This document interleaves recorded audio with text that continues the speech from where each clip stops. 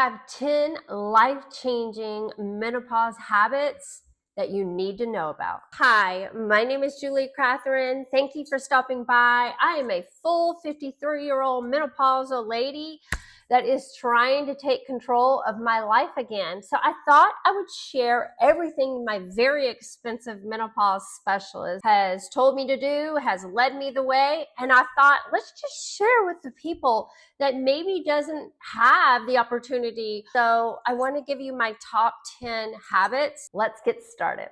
Number one thing when you're in perimenopause or even menopause, prioritizing sleep. I prioritize sleep like it's air to me. Like I'm not going to be able to breathe if I don't sleep good. It's on a whole another level. It's everything. If I literally wake up one time during the night, or if I'm hot or kind of roll too much, I'm dead the next day. And so prioritizing means everything to me. And so what do I do for that? One of the things is you can take magnesium, I'm gonna butcher this name, Thornite or whatever.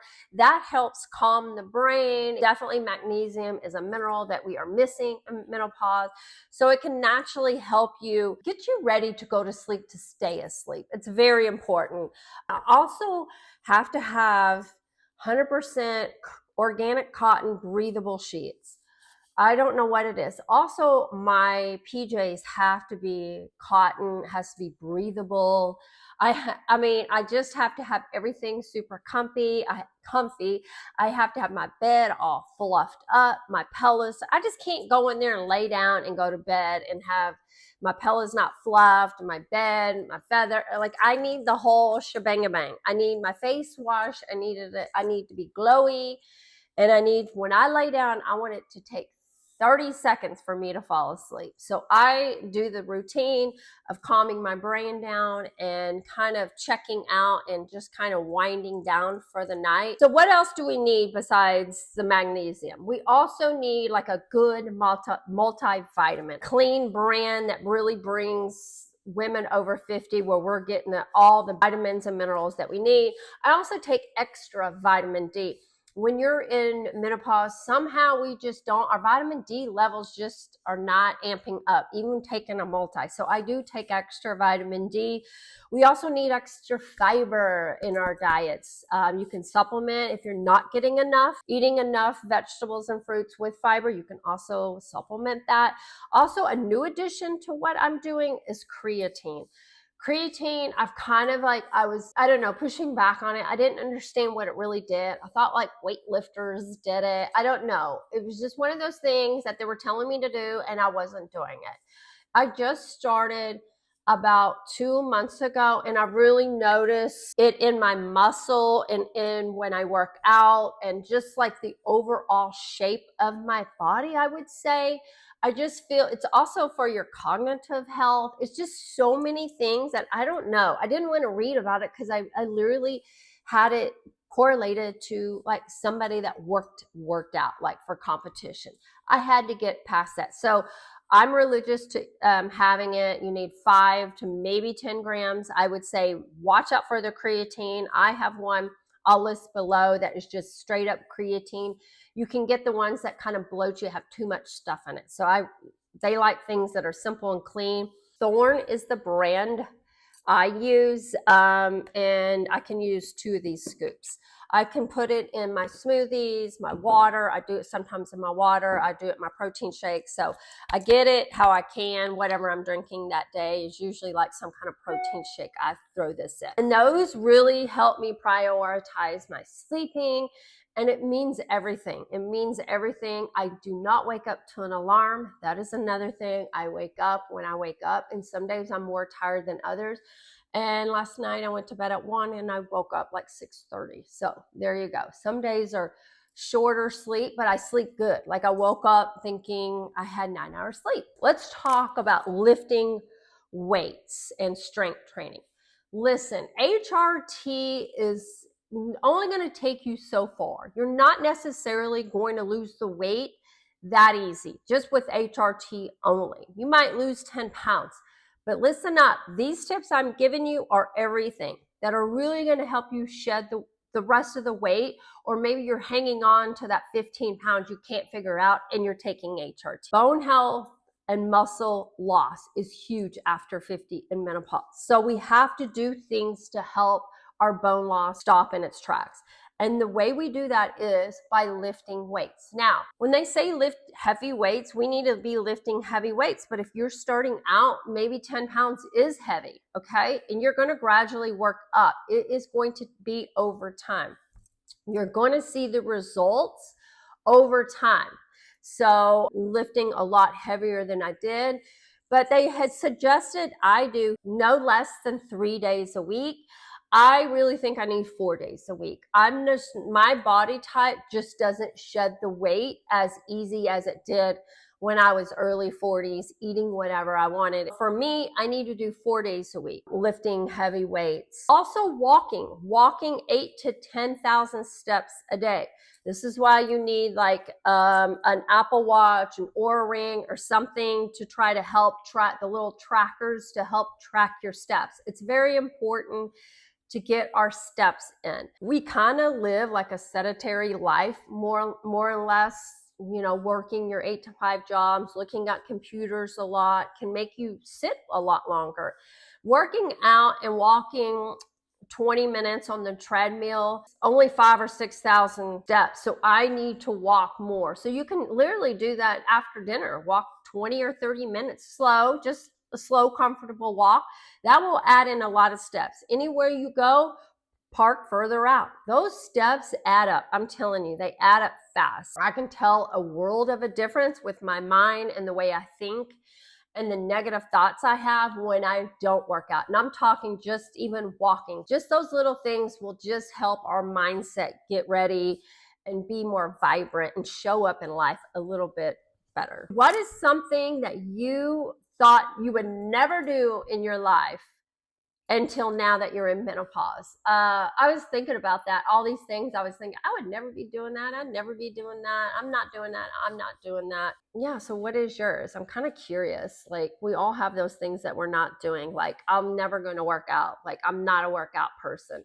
And now you're working out. Or I'm not giving up my chips. That has been something a little hard for me. I'm not giving up my salty, chips, but we all have to give up some things sometimes. Let's move on to number 3.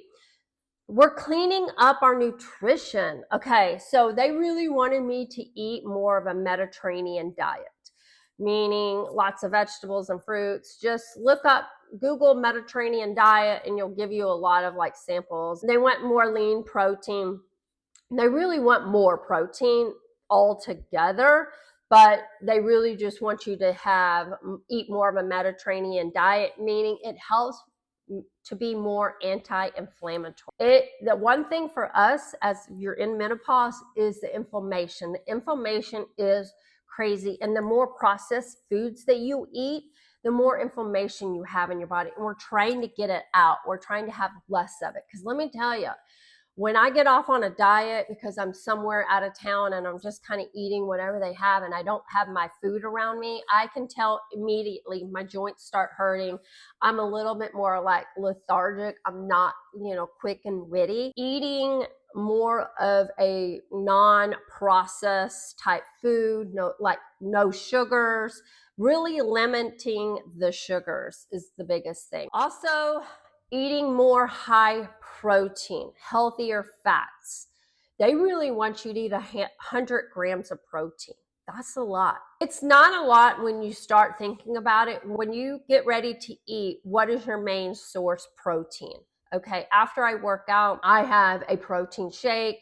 I put some of my creatine in it, and I have that as soon as after I get through working out in the morning. Also do a collagen protein in my coffee. That's like 20 grams. They want you to eat more protein that you digest, meaning just like eating more protein, not like necessarily like protein chips and protein candy and protein ice cream.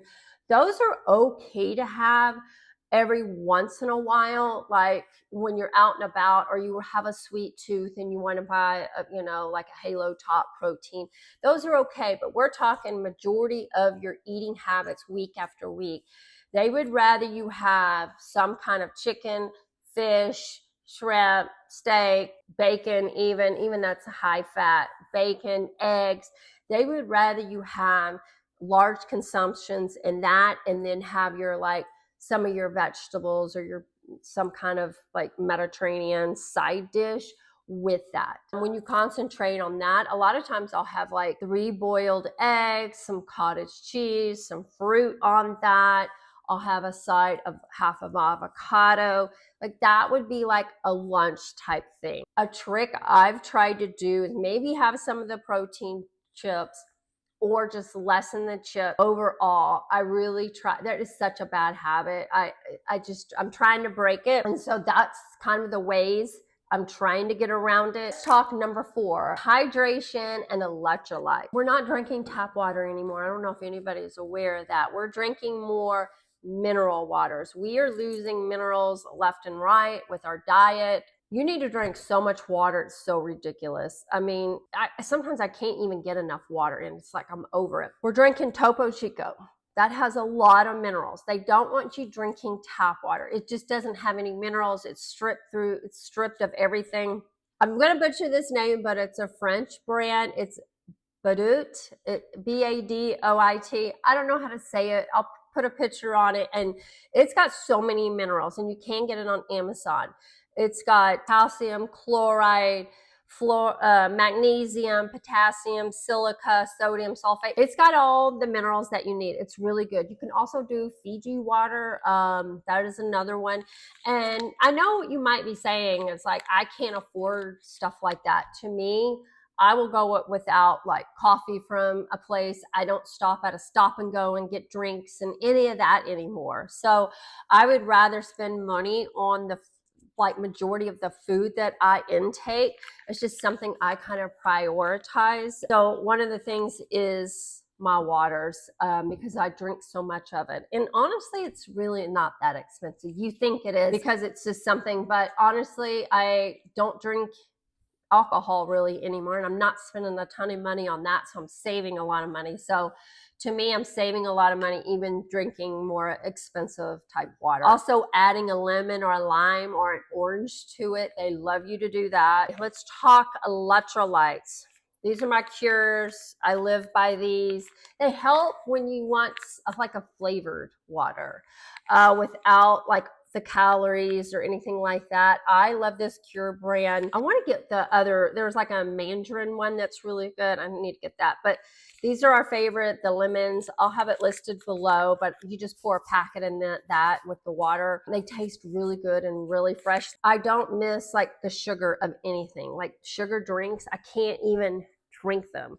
They're just not that great. I do like Diet Coke still. I don't get it that often. I use it like as a treat if we go out to get a Diet Coke. It's nothing I need or miss that much, but I mean, a good McDonald's Diet Coke is pretty damn good, I must say. Number 5, track my symptoms and hormone changes. So the symptoms can sneak up on you. The hot flashes, the brain fog, the mood swing, the feeling like a little lethargic.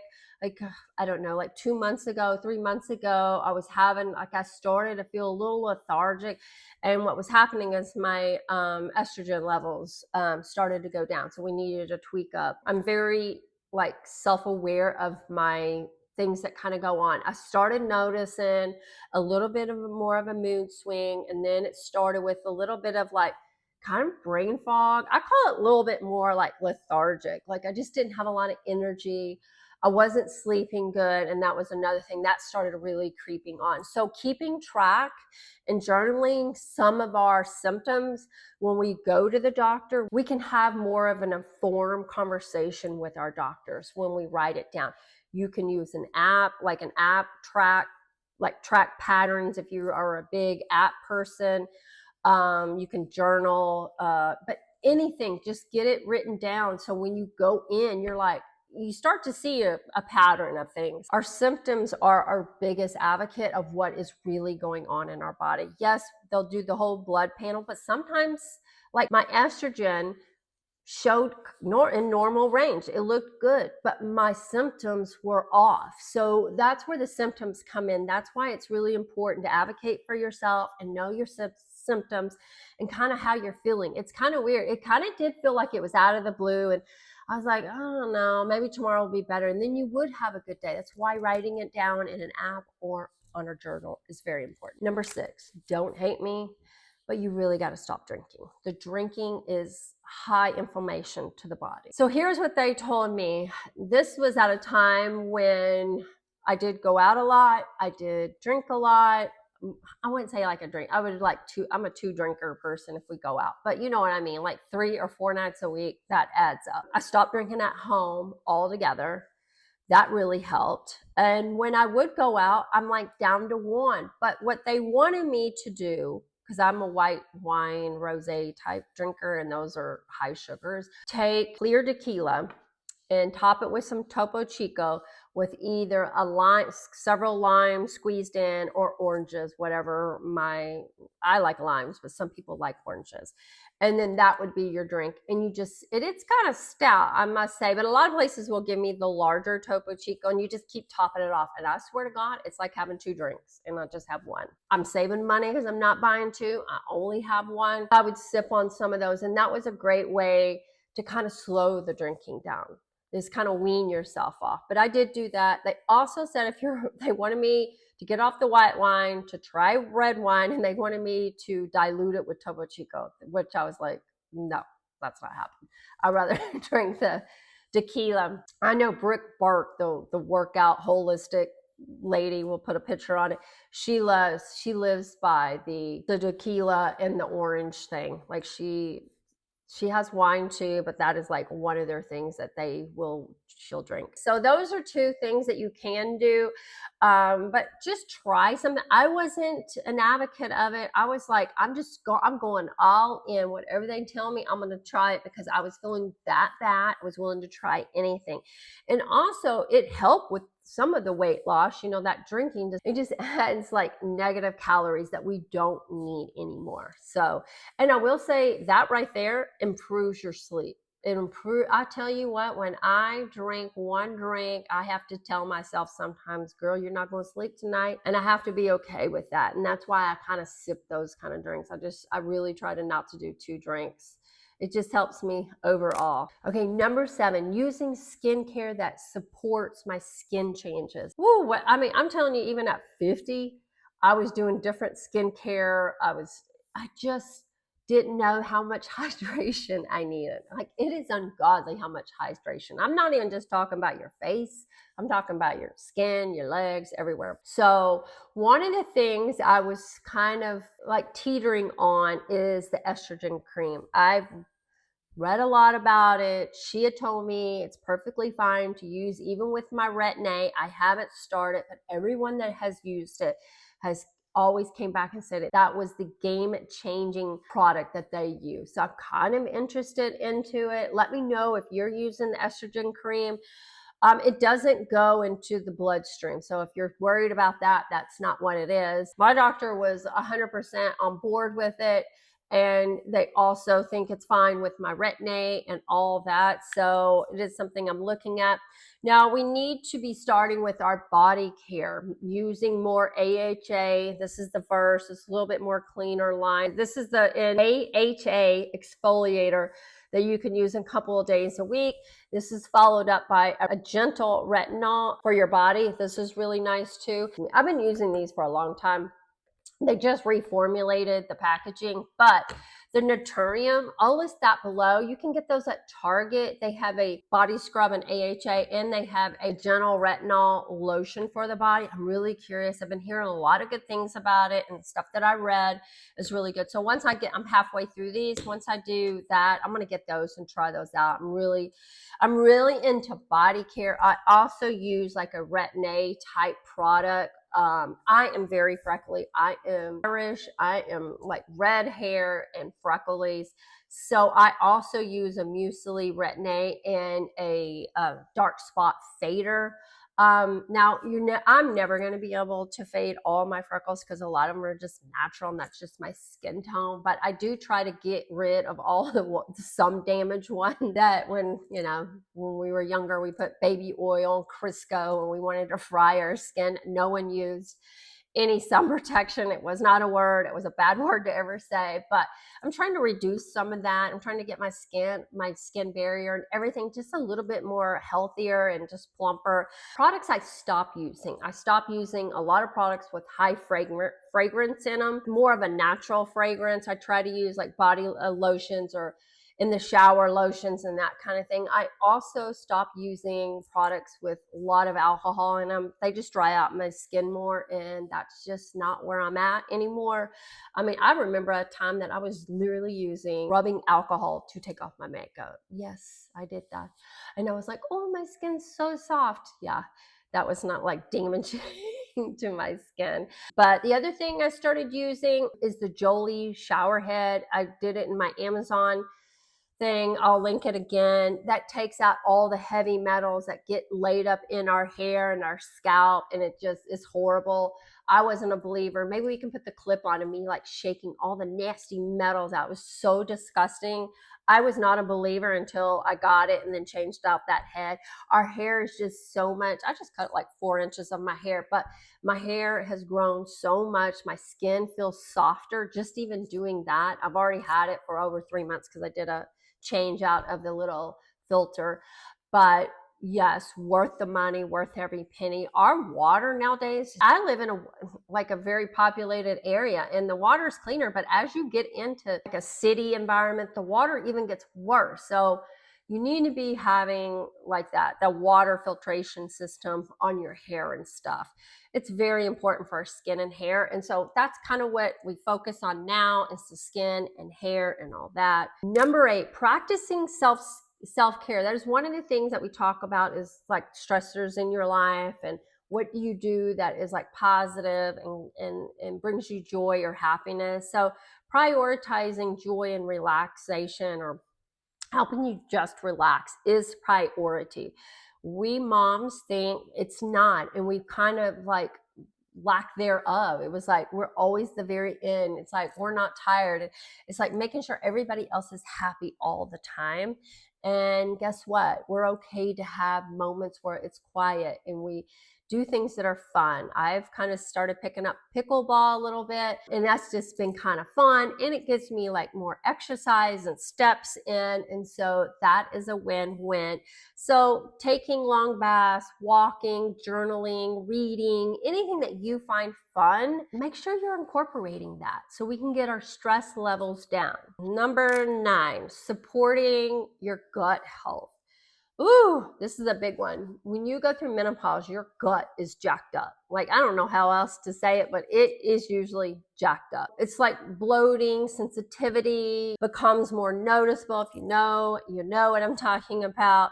So we need to get our health check, our gut in check. So when we have a healthy gut, we have energy, our mood is a lot better, our skin looks a lot better, even our hormones are a little bit more balanced. So gut health, we start with like the food intake, the water, the mineral water intake, just the more less inflammation, less stress. Stress also adds into the gut health. So your vitamins and minerals that you're taking, on top of your HRT, if you're taking that, also eating yogurt, anything with probiotics in it. So like a kombucha, just watch out for the sugars in those, but something like that will help the gut a little bit. More fiber always helps, always. That's why I'm like, if you can't get enough fiber in with your food, try a supplement. It's a powder. It will help to lessen the processed food. So processed food jacks up your gut for sure. And staying consistent with good meals will help. When you stay consistent and you're not just bouncing around like, I'm eating out today, I'm for 4 days and then I try to eat healthy, that's bouncing around. You're not going to get your gut biome in check. You're not going to feel your best when it's not in check. So be more consistent with your food intake, your water intake, and less alcohol. I mean, it's kind of simple like that, right? Number 10, talk about it with no shame. We're talking about all of our hormones to our friends, I don't know, I'm on here on YouTube trying to share it just so everyone doesn't feel shame, alone, or isolated. Talk to your doctors about it. I think it's coming around that you're seeing it more and more on social media, and it's making it a little bit more prevalent and okay to talk about. And that is so finally relieving, because you don't have to have this curtain in front of you and hiding behind it all the time. We can talk about it and things that are working for me, and then maybe sharing with you, and then vice versa, because not everything's going to work for each one of us. So we might have to try some things and tweak some things to feel better. Just getting out and talking about it, there's no shame, because we are not dimming the light on anybody 50 and over anymore. We are living a healthier, longer, more abundant, more joyful life than we ever have. And so let's get out and talk about it and not have shame attached to it anymore. Removing the stigma from the next generation. It helps the younger generation get ready and talk about it and know about it. And guess what? There's going to be more studies done, more like drugs are going to be more available drugs, and more doctors are going to know about it and know how to treat you early on.